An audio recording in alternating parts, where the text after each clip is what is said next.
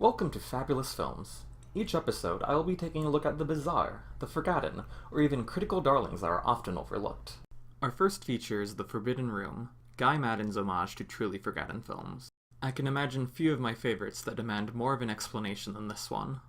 Guy Maddin's filmography is like peering into an alternate dimension where sound cinema truly was a fad, the bizarre dreamscape of Lena Lamont and Norma Desmond. His work seems to answer an unasked question: what if silent cinema continued as its own form alongside sound film? The Forbidden Room seems to exist in this negative space, an attempt to fill in a gap of forgotten oddities from early cinema.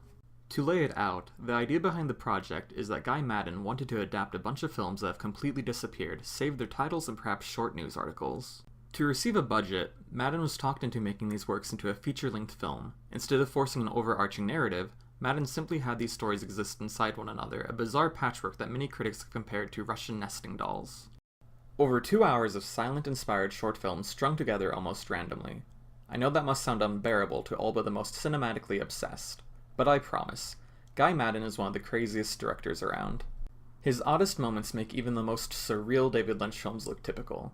And like Lynch, Maddin manages to add an ethereal atmosphere to his work, with The Forbidden Room running like a mad fever dream. But where Lynch uses his talents for horror, Maddin is thoroughly a comedian. Happy birthday, darling. Oh, you remembered? Yes. Though The Forbidden Room is a comedy, there is always a sense of unease. While undeniably a film, The Forbidden Room operates inside its own bizarre set of narrative roles. 48 hours of oxygen. Oh. Cohesion is tossed out the window, even within self-contained segments, and emotions exist outside logic. Each segment is neatly divided not just through title cards, but style as well. Maddin lends each story its own coloring, lighting, and editing style. Perhaps interpreting The Forbidden Room requires looking outside mainstream cinema. It may be best compared to sketch comedy, an episode of Kids in the Hall carved out by Salvador Dali. Each segment, distinct as they are, rides off the atmosphere of the previous. Every new narrative pushes the question of how deep it can go, like Inception teetering on the edge of inanity. And, like sketch comedy, if one segment simply isn't working for you, another one will soon replace it to again grab your attention. The big focus here is Guy Maddin's editing style. Nothing else looks like his films. He throws in every technique, especially effective when he's simulating various forms of damage. Perhaps the most striking moment is a musical interlude where the singer is completely covered in torn footage, as if the film itself strives to erase his presence. Maddin is a director who speaks more through technique than words. All of his films are crafted with the smallest of budgets, yet he implies grander sets through forced perspectives and rapid editing. It's clear most of the scenes involve bare-bones sets or the actors simply standing in front of green screens, but it cycles so quickly as to prevent any detailed study. His films are a testament to the idea that creative technique can replace the need for a massive budget. Maddin has many signature elements, but perhaps the biggest standout is his use of rapid, usually unnecessary intertitles. Concepts that at first seem vague or idiotic are granted an air of importance as words are flashed on screen, whether or not the added impact really signals anything meaningful. Maddin isn't about statements as much as raw feeling. That is to say, The Forbidden Room feels like an exercise in disorientation. Plotlines rip in and out without giving the audience time to truly keep track of how they relate, even on the most superficial level.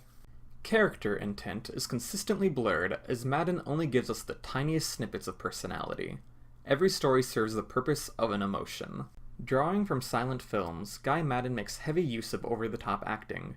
Where it was once necessary to make obvious what couldn't be expressed without spoken dialogue, Maddin finds the perfect excuse for comedy by also having his actors speak. Though it captures all the stylistic elements of the silent era, The Forbidden Room itself is a sound film. I can't go. I can't come. I would. I want to, but I can't. Though I haven't spent much time discussing the individual stories contained within, many are comedic masterpieces.